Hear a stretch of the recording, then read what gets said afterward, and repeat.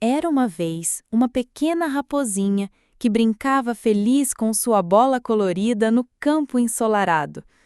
Mas de repente, a bola escapou e rolou até cair no riacho.